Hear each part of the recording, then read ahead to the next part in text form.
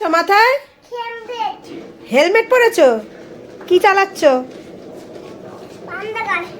পান্ডা কার? Helmet পরেছো তার জন্য মাথায়?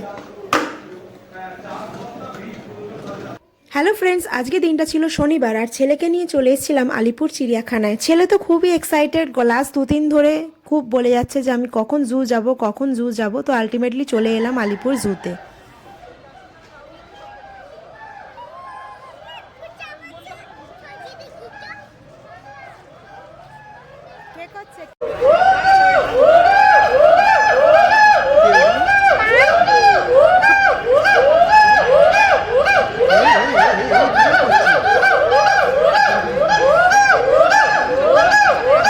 কি করছে মাঙ্কিগুলো?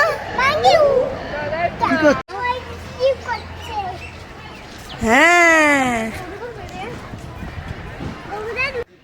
তো মোটামুটি কিছু দেখার পর আমরা একটু জায়গা পেয়েছিলাম বসার জন্য। তো ওখানে বসে আমরা খাওয়া দাওয়া করছিলাম। আর এখানে দেখো ছেলে ওই জিরাফ দেখার জন্য দৌড়ে বেড়াচ্ছে। তার ঠিক যেখানে আমরা বসেছিলাম তার অপোজিটেই জিরাফ ছিল। তো জিরাফগুলোকে দেখছিল আর আমরা বেঞ্চে বসে খেয়ে নিচ্ছিলাম ততক্ষণে।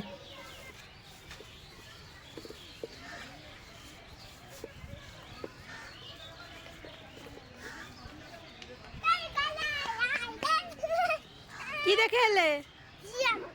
জিরাফ দেখেছো? নভেম্বর মাসে তুলনামূলক চিড়িয়াখানায় একটু কম ভিড় হয়, তাই জন্যই ডিসেম্বর মাসটা অ্যাভয়েড করে নভেম্বরেই যাওয়ার জন্য আজকে ডিসাইড করলাম। তো দেখো মোটামুটি আজকে যেহেতু স্যাটারডে ছিল, উইকেন্ডের কারণে একটু ভিড় ছিল, কিন্তু সেরকম ডিসেম্বরের মতো অতটা ভিড় ছিল না।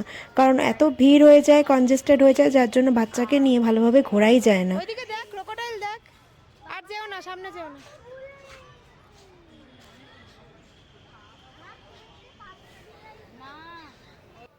প্রচুর হাঁটার পর একটা জায়গা পেয়েছি খালি, তো সেখানে বসে পড়েছিলাম আর একটু এখানে রেস্টও নিয়ে নিলাম।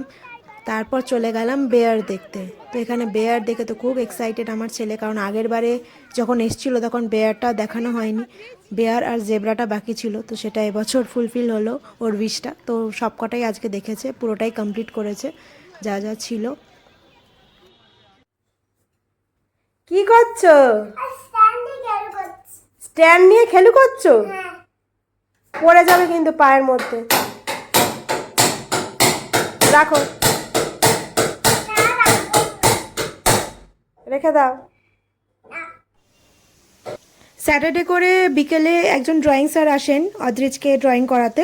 তো ওনার কাছে আজকে অদ্রিজ ড্রয়িংও করতে বসে গেছে, যেহেতু আজকেও শনিবার। তো ভিডিওটা এখানেই শেষ করছি। তোমরা সবাই ভালো থেকো, সুস্থ থেকো। আজকের মতো এখানেই, টাটা।